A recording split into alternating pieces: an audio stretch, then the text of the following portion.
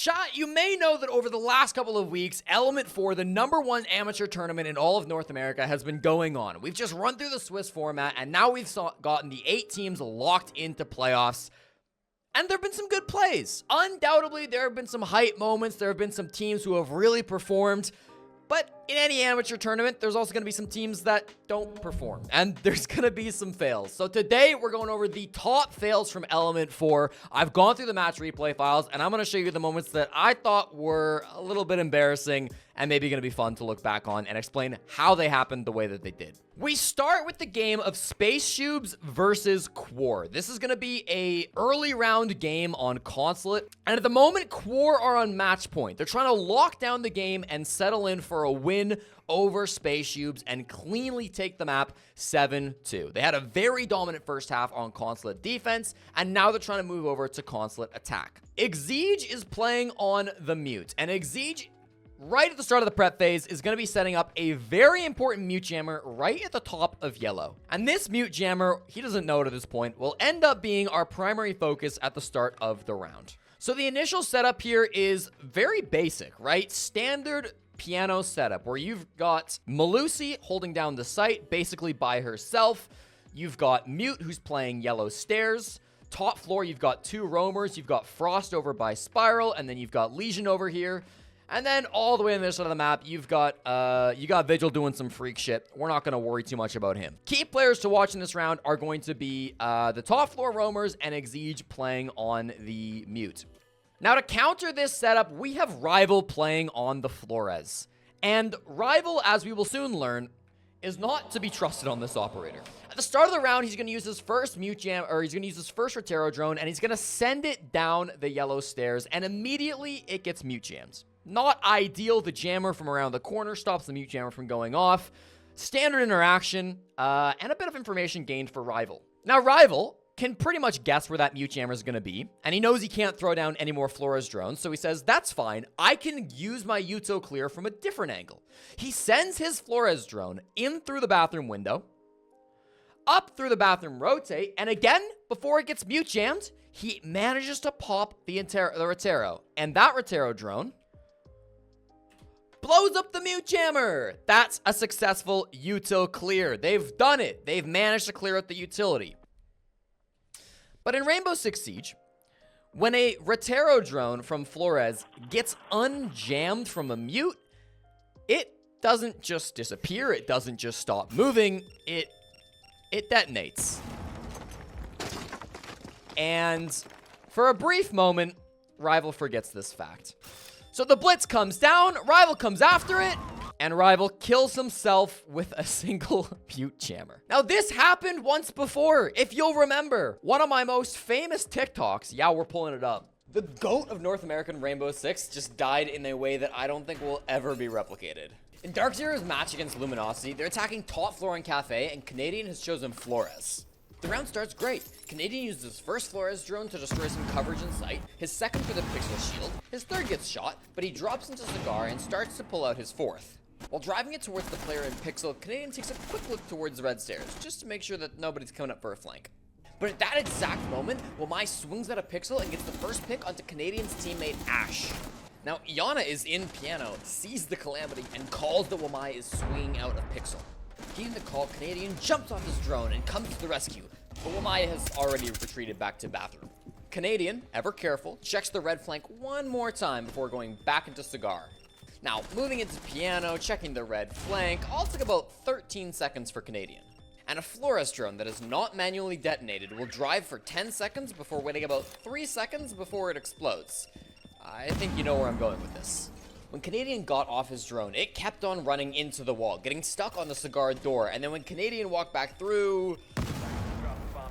So this has happened in Rainbow Six Siege before, but I think it's a little bit more excusable when you take into account that there was the mute jammer there and it did stop the jammer. I would say this is not quite as bad as the Canadian round that we had earlier on last year, but still a bit of shenanigans going on. And in the Canadian example, Dark Zero still won that round 3v5. In reality, they clear through top floor. Eli on the Vigil barely makes away with his life. He runs away from Moses.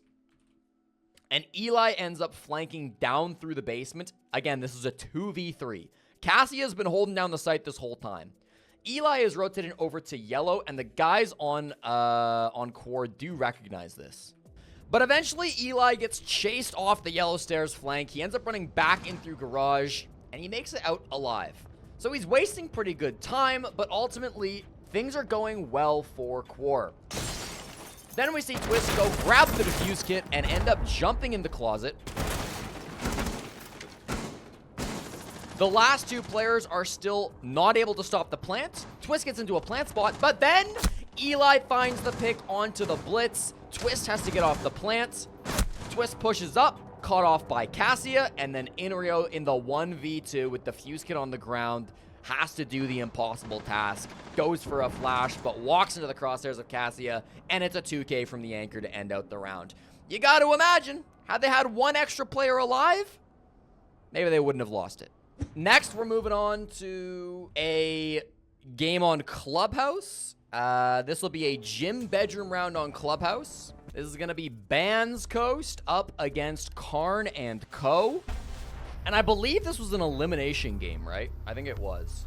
Now, one player dying to a Flores drone is already strange enough. But would you believe me when I say that it happened not once, but twice on the exact same day of Element 4? Welcome to round number 3 of Bands Coast versus Karn & Co. This is an elimination game. The loser of this match finishes the tournament in dead last and goes home. It is 5-5 round 11 on Clubhouse. Karn & Co. are going to be defending Gym Bedroom on Club. At the start of the round, you can see it's a very normal round from Karn & Co. They've got a regular site set up with some mirror windows inside of site and some Valkyrie plays going on, and then they've got an extension into cache. This is what pretty much all professional teams will do. They've got a shield top red, they've got a mute jammer in cache. Melted has started inside of CC, but he's not going to be committing to playing his life.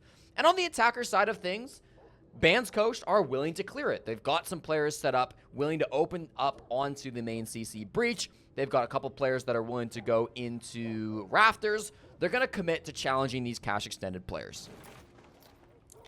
The mute jammer causes some problems, but as you know, this wall can get opened without too many issues if you just put it a little bit higher. Franklin knows that. He opens the wall. And as all this is going on, Bless starts using a Flores drone as he's jumped into secret. And this Flores drone from Bless is actually very good, right? He wants to be able to clear some utility. You can't see it from his POV, but there is a Banshee right here. So with the Flores drone, Banshees are going to be cleared out. And it's great util clear coming in from Bless. Bless isn't done, because he's got Vic Bands, his partner in crime, willing to jump in the window.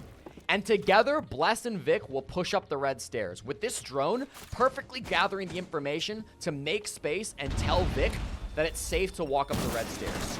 At the same time, they clear out the shield, and Vic clears out the information, managing to take that space. Now, it didn't result in any kills, because as you can see, every player ended up rotating out on the side of Karn & Co.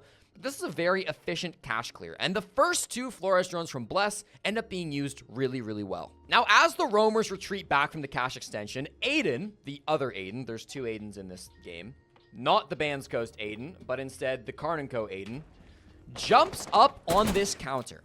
Now, Aiden does not know it, but Aiden will spend the rest of his life on this counter. Bands Coast gets set up, Bless does some good droning, still inside of secret. They've got firm control of cache at the moment. There's nobody going for a flank at all, so he's pretty much safe here.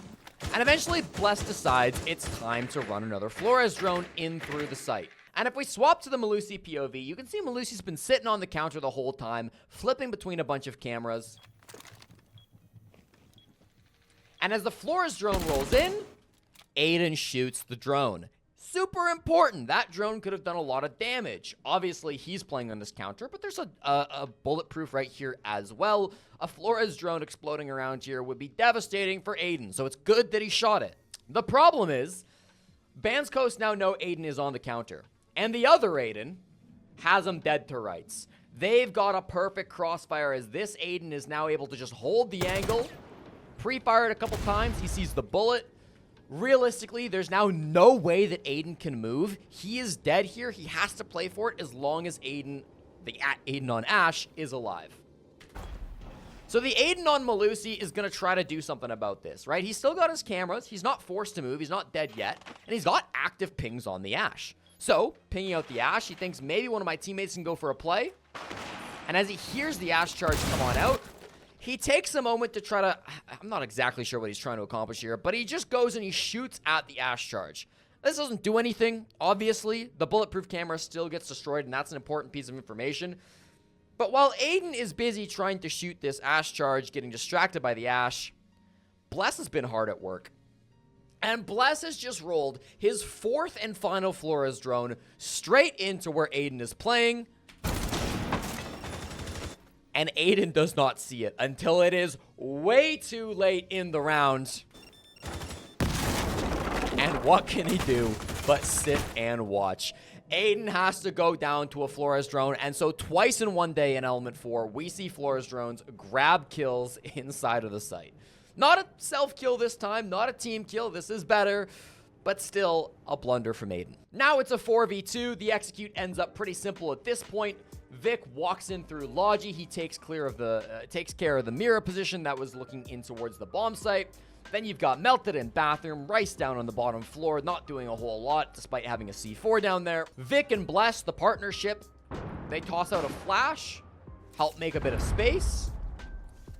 Keep in mind this whole time, the defuse kit is on the roof, so Bless has to go out and get it.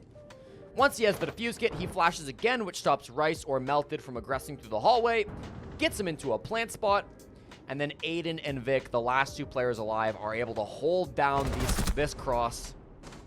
And although Bless eventually gets off the plant, Vic gets 1, Aiden gets the 2nd, and it's a clean round coming out for match point from Bands Coast. Continuing with the theme of Clubhouse, we're going to go over to Cruelty versus Outlast, another important game in the Element 4 Swiss phase, and this time we're going to be defending CCTV and Cash. Now, in this round, Team Cruelty are dedicating a lot of resources to keeping walls closed. You can see that they've brought Kaid, they brought Bandit, and they brought Mute. So it's really important that they can keep these walls closed as they've dedicated a lot of resources to it. Specifically, they've got the electric claws set up with 1 on the rafters to keep the garage walls closed. I think they're actually slightly misplaced. I don't think this claw gets the left panel, which is kind of the one that you'd want to be electrified. So it's a bit of a misplaced claw, but it's not going to matter as the round moves on. The second electric claw is being placed on the con single wall, as it's placed just outside the wall, so it can't be cleared out easily by any nades that come through. The mute jammers, a few of them are placed kind of around the roam, but the important jammers are placed here on the drone hole to stop drones from coming in and getting intel on the main wall.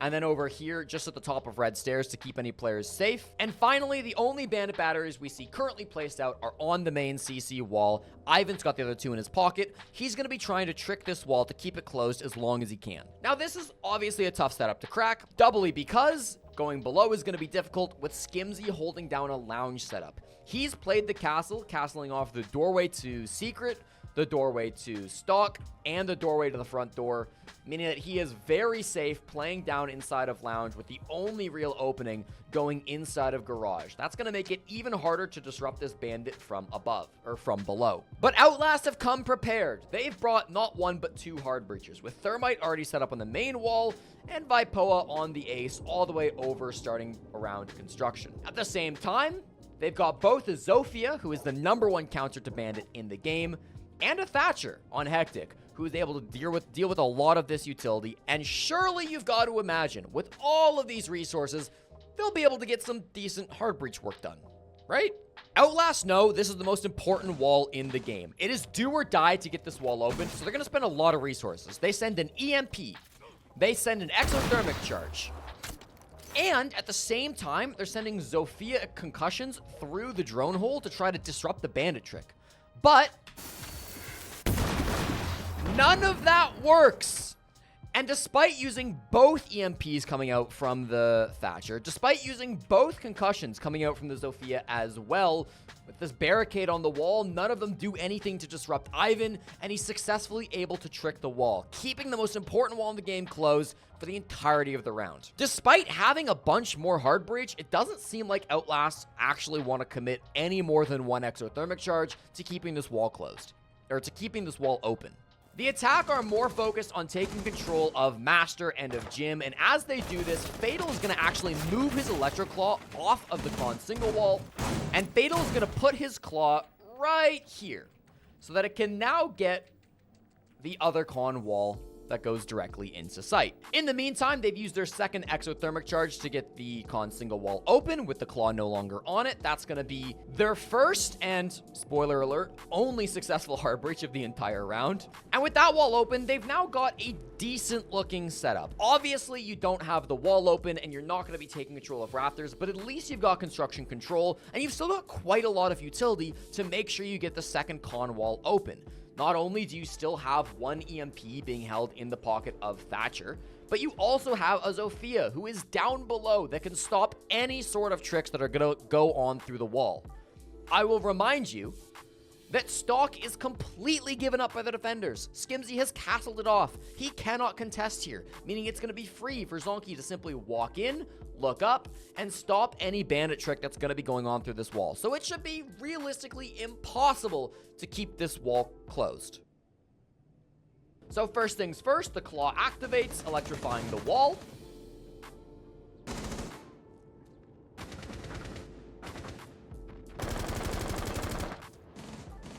Hectic, after taking his time, will drop down, toss in an EMP, toss out the Selma charges, and this wall,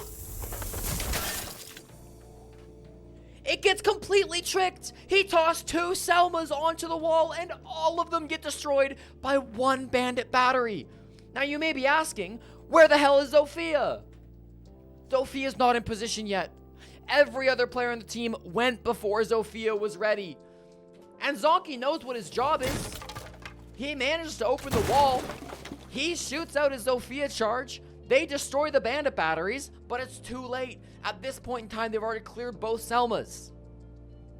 Now, thankfully, there's still another lifeline for Outlast. The round is not yet lost because don't forget, Vipoa still has one more Selma charge. And in fact, we got an action shot. It's heading straight towards the wall.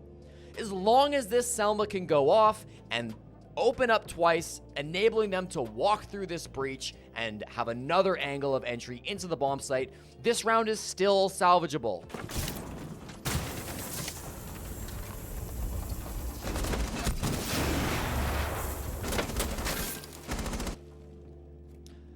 But Thatcher EMPs don't last forever. And the Electro Claw that was rotated over reactivates, making it so you can still no longer push through this one breach. Yes, you've got an angle into it, but despite that fact, your only realistic way into sight now is through a singular doorway. You've got one doorway you can walk in, and you've got a window you can jump in. Otherwise, there are no angles to get into sight with the main breach closed. They brought 2 exothermic charges. They brought 3 Selma charges, and almost all of that utility ended up getting tricked at some point throughout the round. Now, Dami on the Grim is actually going to make a pretty smart play here to try to salvage the round. The first thing he does, he tosses out an EMP. That EMP, I think, is supposed to be getting this mute jammer. I don't know if it actually landed. But in any case, the goal from him is to now shoot in the bees to try to get some information. Maybe if they can get some live pings onto these players that are top red or that are inside the site, they can get some kills and work their way through. The problem is, as Dami shoots his bees,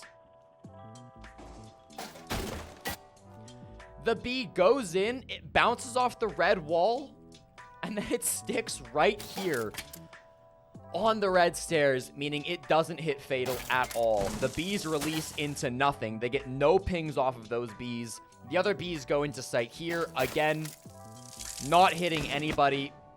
And after all the bees are sent out, they get absolutely zero information from all of them, meaning that that gives no extra help to them. And notice how before this push, every single defender on Cruelty is watching the right angle. Vipoa and Domi are forced to walk through this one doorway because the wall has not opened. So Ivan and Fatal are both holding that doorway. Fatal top red, and Ivan with an angle inside of CC. Hectic's job is to jump in this window and try to make some kind of an opening through the CC window. But Mutombo is watching that from top rafters. And the last player, Zonky, who's desperately trying to enter in through bottom garage for a late pinch, he's being watched by Skimzy, who's down inside of lounge, which means that all of the angles attacked that are being played out by Outlast are all being watched, and you can see exactly how that goes down. With no extra info, very few angles of attack, Outlast try to funnel in through the construction door, but Ivan holds one, and Ivan holds both at the same time as Zonky walks in bottom garage. Skimzy grabs that frag, leaving Hectic all alone. He opts not to jump in the window. He's in the 1v4. It's unwinnable. And it's a 3K from Ivan. All because the electrical plays went so horribly for Team Outlast. Now, for most teams, a blunder round like that would be the end of it. But literally one round later, Outlast have another mishap, and that's going to be our very next fail. Now, after 6 rounds are played in Rainbow Six Siege, the sides will swap, which means that Cruelty will go on to the attack, and Outlast will go on to the defense. And for the first round on defense, Outlast are going to choose to defend the basement bomb site on Club. Now, as we can see, this is a very roam-heavy operator lineup and roam-heavy setup coming out from Outlast for their first defense. They've got Rai alone in the basement playing on the Kaid. Then on the mid floor, they've got Vipoa holding down bar, and they've got Hectic, who's playing inside of stock. And then top floor, you've got Zonky, who's roaming up above, and Domi, who's going to also be roaming top floor on the Capcan. And on the side of Cruelty, they're going to commit to clearing this. They do actually want to make sure that they clear out these roamers. They're not just going to rush the site. They want to make sure they do something about this roam game because obviously there's a lot of players up here. They want to address that. And for Pyrox, clearing the roam, apparently, means hot dropping the Logi hatch. Attackers drop the diffuser. And immediately dying to Domi. This is a hell of a start. Not only does he have the defuse kit, but he's miles away from the bomb site. He's hot dropping with no information, and he's got no teammates nearby him at all to refrag or pick up the defuse kit, delivering a free pick straight into the hands of Domi. But Domi's not done. After he gets his opening pick,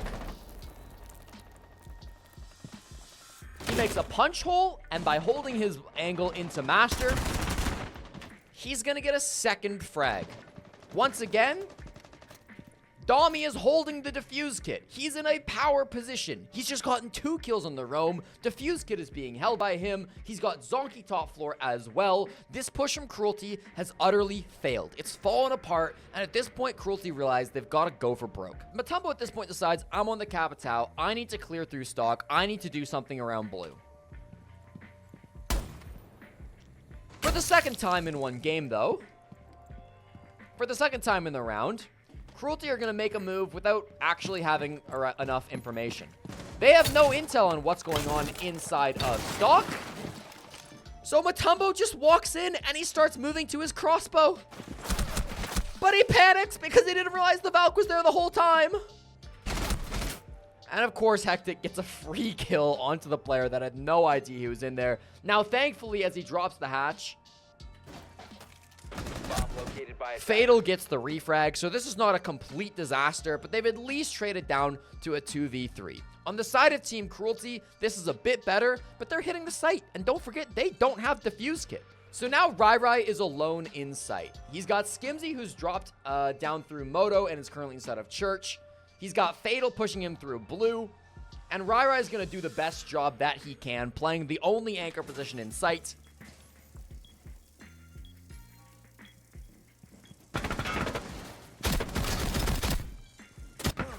Rai gets a kill, and then he trades 1 for 1. And honestly, that's all you can really ask for the guy, right? He's the solo roamer in a 3v2. His other 2 players still have the defuse kit top floor. Going 1 for 1 is totally fine here. No problems from Rai. Again, this is still a very winnable position because the other 2 players have defuse kit top floor, right? Oh, the other 2 players on Outlast are actually rotating down the main stairs. Even though Diffuse Kit is still inside of Logi. Okay, a little bit weird.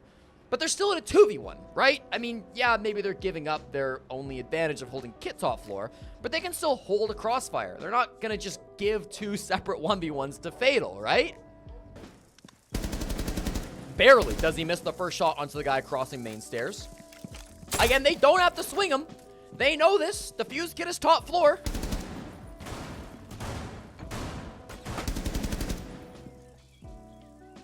They don't have to swing at all. They can literally just hold a cross angle, but Dami swings, and Fatal kills both of them for a 4K through the round, despite the fact that Diffuse Kit this whole time is in Narnia across the map. I don't think Dami realized he downed Diffuse Kit when he got that opening pick. I think he killed Pyrox on the hot drop, never thought to look, and never realized Diffuse Kit was up here. If you watch the entire round from Dami's POV, he never pings the Diffuse Kit. He never stares at it for that long. He does look at it a few times, but it's very easy that he just missed it. So I think they thought Fatal had the Diffuse Kit the whole time, but it's still one of those rounds where you just gotta say to yourself, man, how the hell do they ever lose that? Now, a regular level hater at this point would probably move on from Outlast, but I'm an extreme hater, so we're gonna look at one more Outlast round before we end off and move to another team. This is Outlast versus TSG. This is Border, and it's again 5-5. Winner of this round will be on match point. TSG are on defense, and they're defending Armory Lockers Archives on the top floor. It's a basic armory setup. They've got some Mira stuff going on over inside of offices. They've got a player holding inside of CC. Very basic round being held by TSG. But Outlast have decided they're going to go for an OSA glass plant inside of Archives. Now, if you've seen my OSA video, you know my take on this plant. And you know I think that it's a dog... If you've seen my OSA video, you know my take on this execute. And you know I think it's absolutely horrible. Despite that, Outlast think it's going to work for them, and so that's what they're going to be bringing to this round against TSG. Rai himself is on the OSA, and they're going to do this pretty quickly as they get set up with their claymores to stop the flank. Rai gets in position. Vic tosses out the smokes. They go for the cover.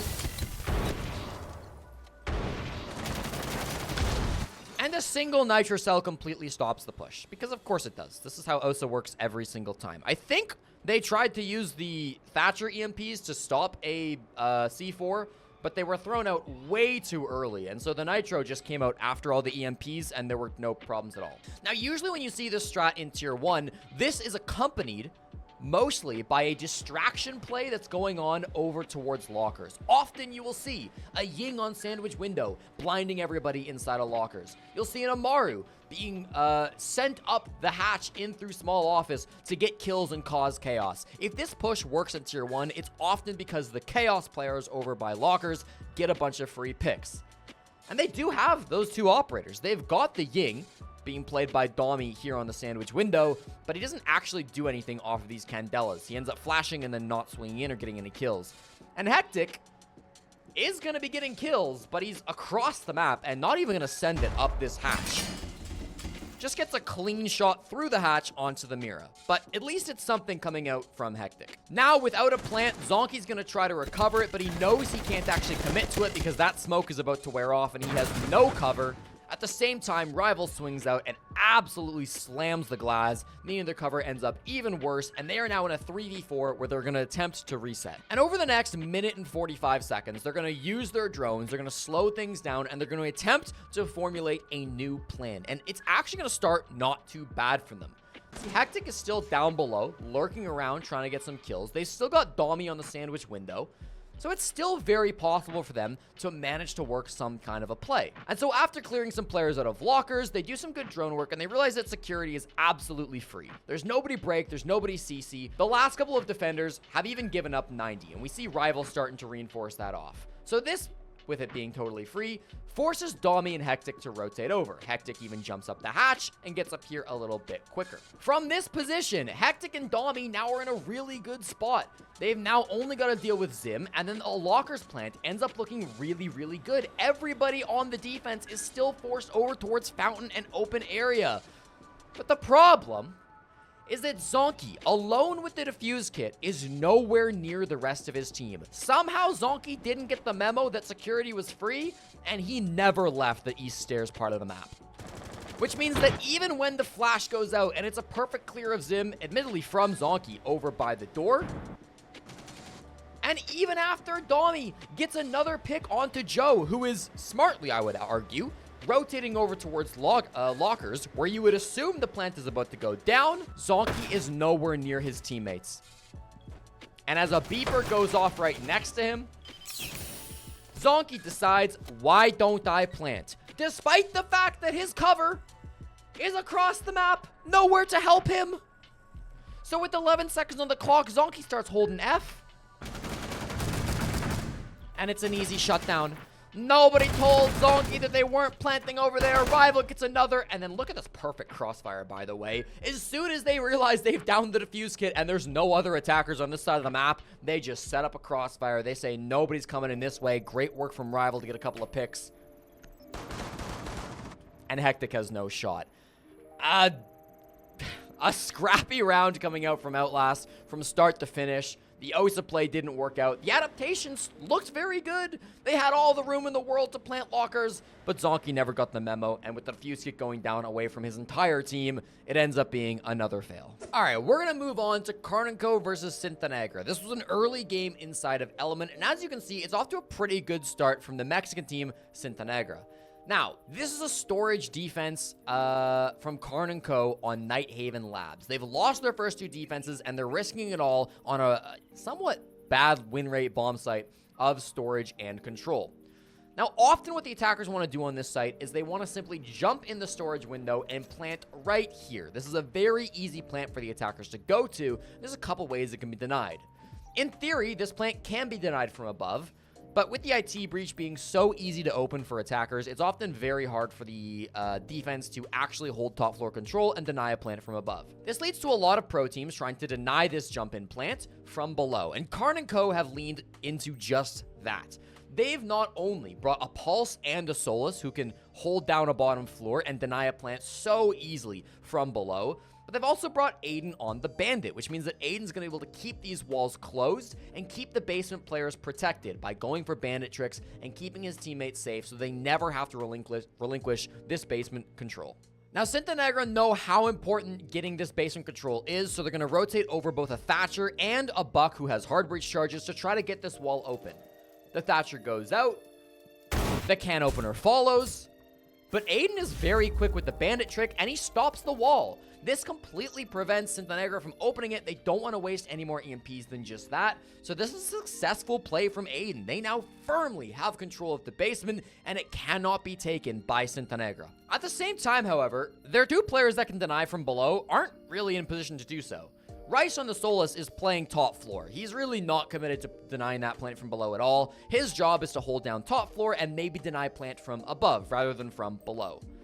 Karn's job is to deny plants from below, but he's a little bit distracted. He's currently using his cardiac sensor, staring at a Blackbeard who is going top Aqua stairs. And this is a bit of a blunder from Carnage, because while he is getting some information for his team, while he's seeing the Blackbeard, he is now miles away from where he's supposed to be if a plant comes anytime soon. It's a real gamble from Karn that they're not going to push in the near future. With only a mute jammer on the IT wall, Thermite is going to be able to get this wall opened relatively quick. He already opened the garage wall less than a minute into the round. He doesn't realize there's a mute jammer there at first. But with the second mute jammer, he's able to open up the wall, and as soon as this is open, that will deny the top floor from being used to stop this plant. Once again, Karn is just sitting inside of cargo, and this is fine as long as Sintanegra don't just send it into storage. But that's when Sintanegra just send it into storage. And it's a great little play onto Melted as they bash him with the Blitz, and then Morph follows him up to get that kill as well, clearing out the one player that could maybe horizontally deny this play.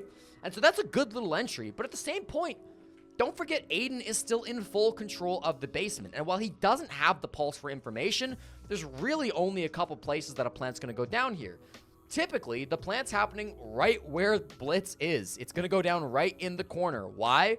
Because while you are exposed to garage, the Blackbeard's holding garage. You're not worried about being stopped from there.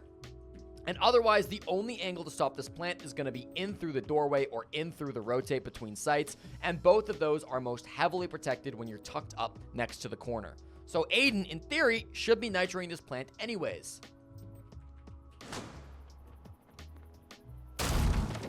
I don't know what Aiden's doing. Nitroing over here by the pillar, that might have gotten a kill if they had maybe tried to plant just inside the window, but it's nowhere near where the plant is actually going down, and now this is panic mode. You can see Karn is currently sprinting, trying to get it into assembly so that he can see this plant and do something with his nitro cell, but unfortunately, it's just a little bit too late. And Aiden then uses this as an angle to try to hold the storage window for a jump in, but they're already in. This is a complete waste of his time. Nobody's jumping through that window anytime soon.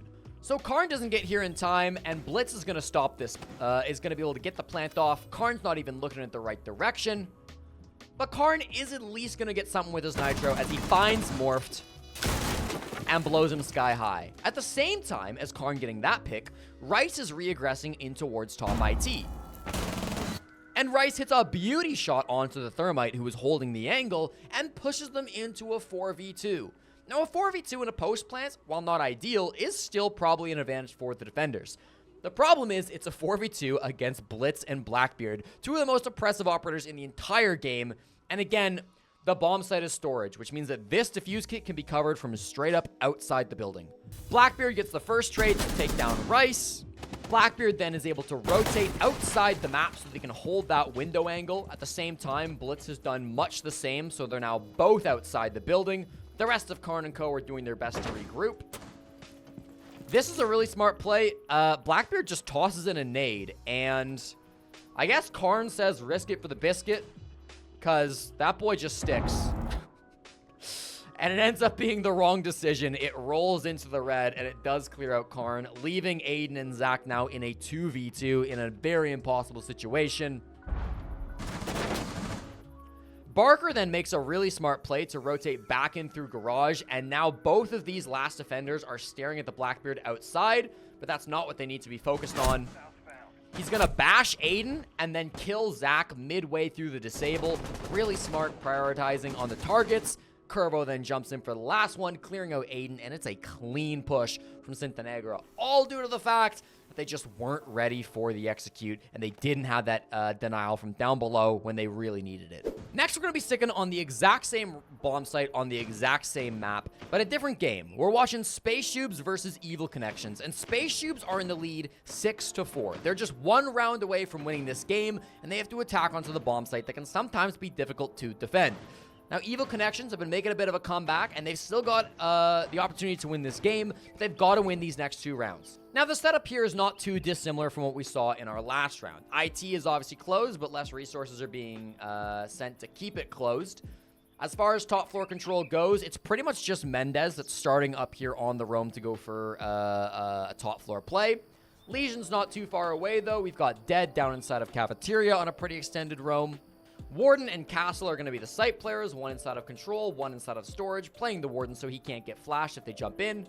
And then Millies is in the basement. Now, they don't have a bandit or anything to keep these walls closed, but they still are holding this position, and it's going to be important for Millies to hold downstairs so they can't just jump in and immediately plant inside of storage.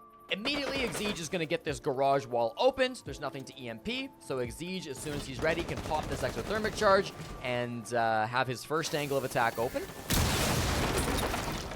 At the same time, Monty makes his way in through garage and is going to start to move in towards rafters. Now, Vigil is still roaming all the way over by Long Desk, and as he hears the hatch opening, Mendez gets a great opening pick, taking down Toaster for the spawn peak frag onto the Deimos. With the Monty firmly in control of rafters, we see Legion, who's rotated up to top floor so that he can meet this Monty and pepper him with goo mines. And if we pause at the halfway point in the round, it seems like nobody on Space Tubes knows what they want to be doing. We've got a Monty all alone top floor fighting two people and who just stepped into a goo mine. The diffuse kit is nowhere near storage. Instead, it's starting to be rotated over towards control. Cassius just sitting bottom garage, staring into the bomb site, but not able to do a whole lot, not finding any kills. And Eli is across the map inside a cafeteria, can maybe go for a late pick, but right now is having no impact on the round. Mostly I'm worried about Monty just being solo by himself, top floor fighting 2 players. Thankfully for Scoob, these guys don't want to tussle with the Monty, and so they back up and they kind of let Scoob get this ground for free. At the same time, Eli, downstairs, is able to get a pretty nice pick onto Zalaris, equaling the man count back to a 4-on-4. At this point in time, with Exige rotated over, we're very clearly committed to a control plant. This is a lot safer as long as there's a pulse down below, because it's a lot harder to use a nitrocell to stop a plant that goes down right in this corner, so that seems to be the game plan for Shub. They can't get basement control, so let's just go in through the other bomb site and get a plant down inside of control. But in some time, Mendez rotates back into the bomb site, and with the castle barricade almost fully punched, he tosses an impact and actually makes a sick play to down the defuse kit just outside the map, or just outside the bomb site. This is a huge moment from Mendez as he makes this aggressive move and manages to down the thermite. Now at the same time, Cassia has rotated into storage thanks to a nice drone that they've got up here and has killed the warden, meaning that they have essentially just flip-flopped which positions are where. It used to be that the attackers just a second ago had control of bottom garage and of the storage hall, or the cargo hallway. But now the defenders have this area of the map, and the attackers have rotated over towards holding more control of storage and control of lounge. Millie's is still in the basement, but we see Eli kill Mendez. Mendez ends up going down. Cassia then gets trade, goes down to dead. And Dead gets trade by the Monty, leaving Millie's on the pulse alone in the 1v2. Millie's to this point in the round hasn't done anything at all. It's just been his teammates really playing from above. Maybe he's fed some intel, but otherwise he's not been active in this round whatsoever. Now, this is by no means a good position for Millie's, but he's going to play it pretty well. And his one advantage is that the fuse kit is still downed, so he knows they're likely to play over towards cargo. Miraculously, he absolutely shits on the Monty. That's a huge play coming out from Millie's, and he gets the kill, equalizing this to a 1v1. He's also extremely close to the fuse kit. Yeah, there's a castle here, but he can rotate through the site, so he's in a great position thanks to one bad play from the Monty. Now, all he's got to do is take down Eli, which he's got loads of information to do with, and he's going to be able to win this round easy peasy. The issue is that despite cameras being up, despite the fact that there are pieces of information around the map, nobody has any idea that Eli has rotated into the basement. If you look at Millie's POV, he's looking up, he's still focused on the defuse kit, he doesn't know where Eli might be, but it's okay. Not only does he have a pulse scanner and ears, but the default cam is up. They have all the information they could possibly need to catch Eli before Eli can do any damage, right? Eli is shooting in cargo. The default cam is on. Eli is here. And Millie's has no idea. Not only did he not hear the shots down inside of cargo, but also his teammate on the default cam apparently just didn't call it to him, or he didn't register the call, because he pulls out the cardiac scanner, still convinced somehow that the player is upstairs, and he loses the 1v1, which he never should be falling for.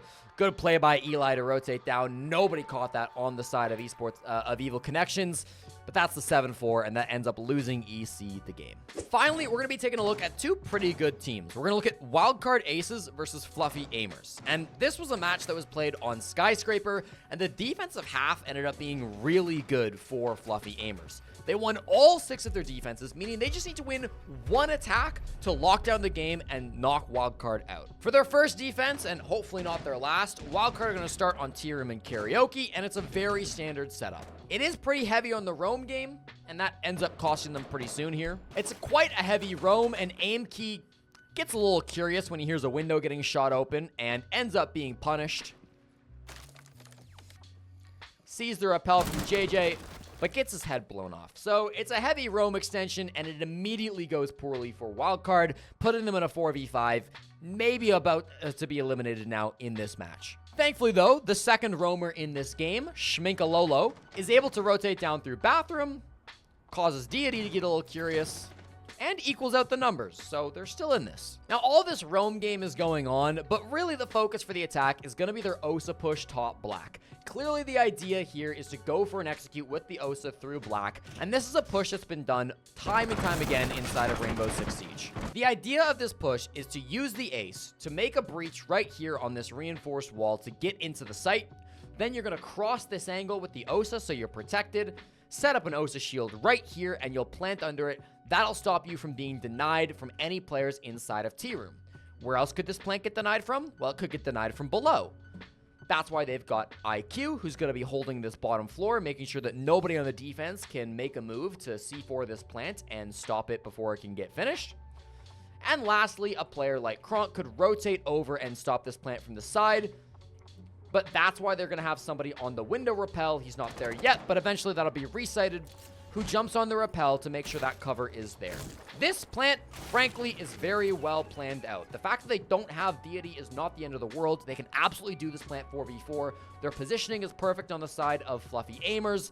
Everything is set up for this plant to succeed. We see the Selma charges get tossed out by Emilio, opening the possibility for JJ Blast to enter into the site. He sets up one Osa shield so that Emilio can cover him in the post plant or even just halfway through the round. And then he takes his second Osa shield and starts to rotate into the plant position, being careful never to expose himself to any of the players on wildcard. Now, at this point, Kiru peeks his head up black stairs, and this ends up being the first mistake from fluffy aimers. He ends up dying. This isn't the end of the world, though, because nobody on wildcard aces is ever going to go try to challenge this plant from down below. It does open a gap, but it doesn't end up being capitalized on, so this is not the end of the world, Kiru dying black stairs. Now in a plant position, JJ Blast can start to go for this diffuse kit, and with the help of the bees, Resighted is even able to get a kill. So now they're in a 3v2, diffuse kit is planted, and they are flying high. Now Schminkalolo's challenging, which is a little bit scary for sure. But to make the post plant even stronger, Grim is able to shut that play down. He clears out Schminkalolo, and now all they've got to do to win the game on fluffy aimers is wait out a post plant. They know the last guy, Kronk, is sitting inside a T-room. Resighted is in a very strong position on the rappel outside of Karaoke. JJ Blast is in a very strong position, sitting on an Osa shield right on top of the diffuse kit. And Emilio is in a very strong position, sitting on an Osa shield in a crossfire with JJ Blast. This is literally an unwinnable round for Kronk. He's done his best, but at this point, there's not a lot you can do other than saying, GG, good night. It would take a miracle for Kronk to win this game. A miracle or, you know, a throw.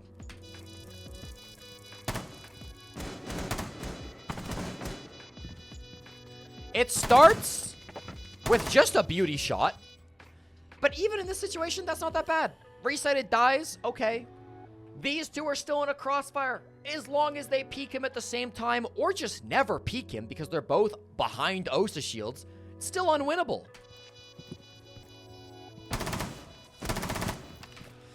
They line up for him. Some ridiculous shots from Kronk. He kind of baits out. He steps in between the two shields for just a moment. That prompts JJ Blast to go for a peek. He flicks over, kills JJ Blast, backs up, and then is able to kill the second player on the second Osa as well. There's no universe where that round should ever be won by the defense. But Kronk pulls it off, and with that, stays alive in the game. Don't look up how the rest of that game goes because it's not so important. Believe in your hearts they completed the comeback. An incredible fail to end out the segment. And those are the fails from Element 4. I do hope that you enjoyed. If you're watching on Twitch, I'd appreciate a follow. We're going to end things out. If you're watching on YouTube, I'd appreciate a subscription. Otherwise, I'm sure we'll see you on the next one, chat. Have a wonderful rest of your night, and I'll see you later.